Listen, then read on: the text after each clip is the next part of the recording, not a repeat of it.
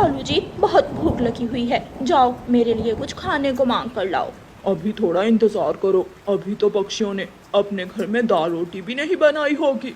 मैं भूख से मर जाऊंगी, जल्दी जाओ वरना मैं बैलन उठाकर तेरे सर पर मार दूंगी। जा रहा हूँ, लड़ाई क्यों कर रही हो?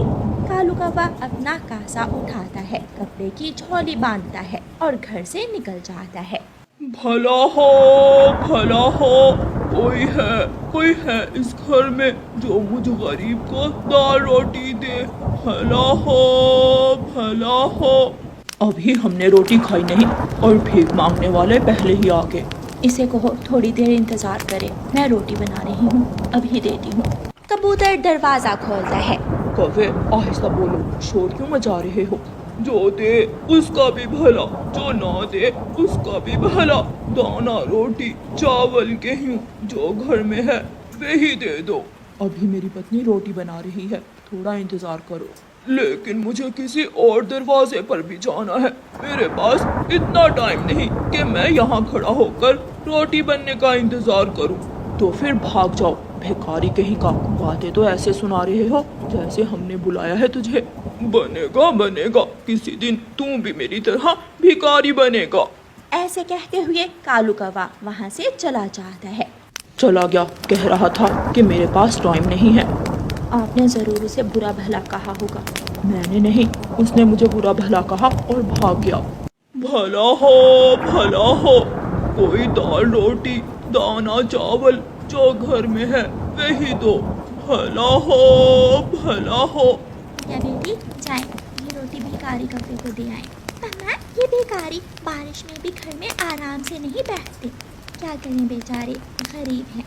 गुड़िया रोटी लेती है और भिखारी कौवे को देने चली जाती है।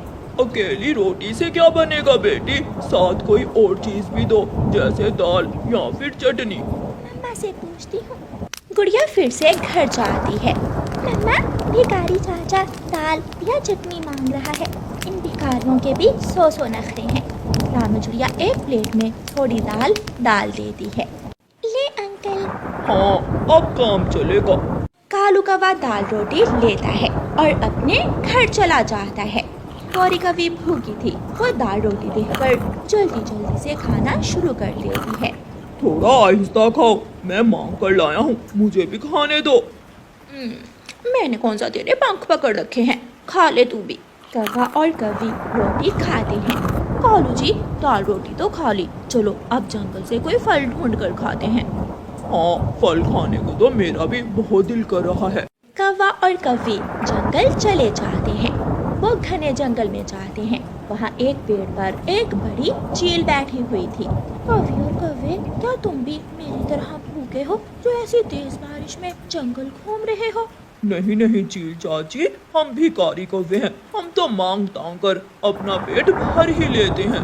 क्या करूं, 2 महीने हो गए मांस खाए हुए। कौवो, कोई भी छोटा बच्चा या बीमार पक्षी मेरे जाल में ही नहीं फंसता, सब मुझे देखते ही दूर भाग जाते हैं।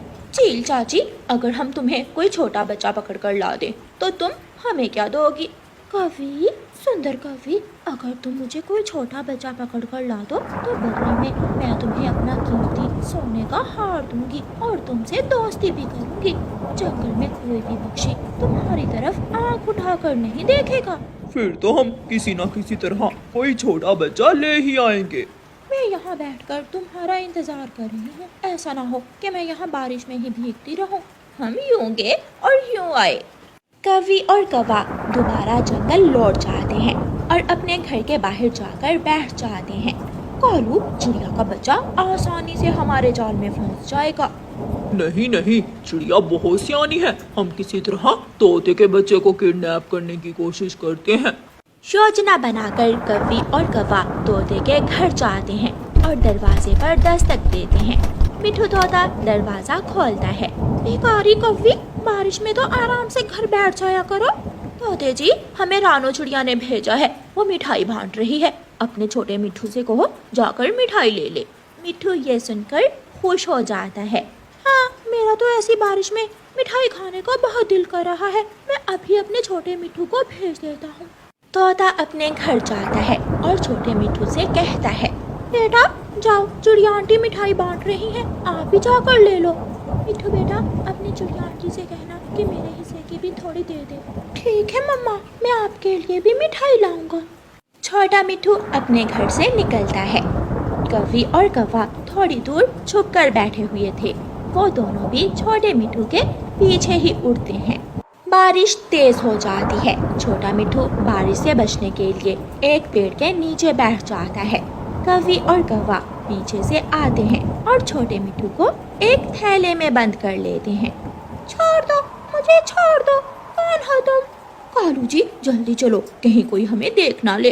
कौवी और कौवा छोटे मिठू को लेकर वहाँ से उड़ते हैं। उसी वक्त रानो चिड़िया तोते के घर आ जाती है। तोते भैया, मेरी सारी लकड़ियाँ गीली हो गई हैं, मुझे एक सूखी लकड़ी तो दे दो।